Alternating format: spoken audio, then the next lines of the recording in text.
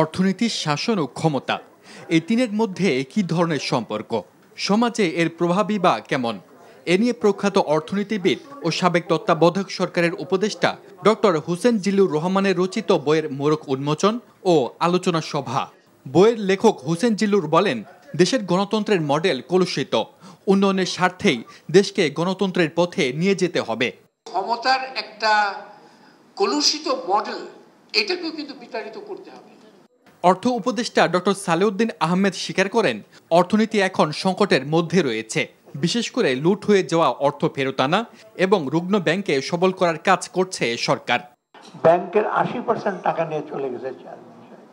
ধরেন 20,000 কোটি টাকা আউটস্ট্যান্ডিং, 16,000 কোটি টাকা নাই।